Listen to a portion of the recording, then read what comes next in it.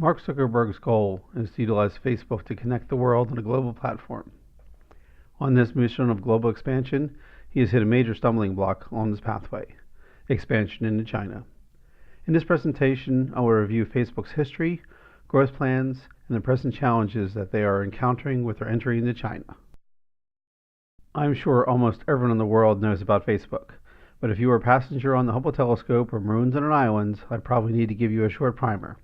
Facebook is an American online social media networking service based in Menlo Park, California. The Facebook website was launched on February 4, 2004 by Mark Zuckerberg along with fellow Harvard College students. The founders had initially limited the website's membership to Harvard students. However, later they expanded to anyone 13 and older. The Facebook name comes from the Facebook directories often given to United States university students. Facebook users can create user profiles indicating their name, occupation, schools attended, and so on, and can add other users as friends. People can share pictures, videos, and links, use various software applications, and receive notifications when others update their profiles or make posts. There are a little more than 7 billion people in the world, and more than 1 billion of them are checking Facebook every day. In other words, 1 out of every 7 human beings checks Facebook every day. Facebook's business model relies on continuous growth to support its expanding suite of services, and also to compete against the ever-growing, similar, or in some cases, copycat social media platforms. Their recent growth in emerging markets has been astounding. Facebook has grown over 700% in Africa and over 500% in Asia and the Middle East. Their next biggest target is China. Because social media in its true form is unfiltered, worldwide, and posted in real time, news travels instantaneously across the globe. Uncensored information posted by individuals for the world to see, and can circumvent the practice of news stations controlling their media. Maybe this is why oppressive governments such as the 13 listed here are afraid of the truth leaking to their people. China has the world's largest population, is home to the world's largest number of internet users. Facebook is serious enough about entering China that it is making efforts to meet the single most important criteria for it to get there: a commitment to censorship. Like other social networks, including Twitter, Dropbox, and Japan's Line, Facebook remains inaccessible from within the mainland China. The question whether Facebook can grow any user base was rendered moot in 2009, when the Chinese government blocked the site, claiming it had played a key role in enabling separatist riots.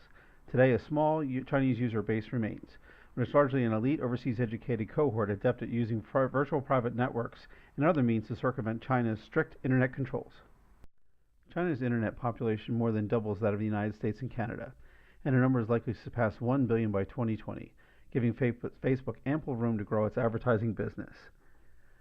This, coupled with the rising purchasing power of the Chinese consumer, China is becoming an increasingly important market for Facebook to penetrate going forward. China's social media landscape contains innovations in video, appointments, and payment that have evolved differently and faster than anything in the West. Current Chinese internet powerhouses have many different social media platforms, each with hundreds of millions of active users. They're the absolute core of China's social and digital landscape because of their cumulative 2 billion users. There are unique and defining characteristics of the China social media landscape. It's unique, fragmented, and dynamic. In the West, you may be able to get away with a two-platform strategy consisting of Facebook and Google. However, in China, there are unique requirements to understand, plan, and execute for maximum and appropriate impact. Could Facebook compete better today? In a way, it's already trying. WhatsApp, Facebook's mobile messaging service, can be freely downloaded and used in China, but has few users. That's not surprising, as the service is vastly inferior to China's WeChat.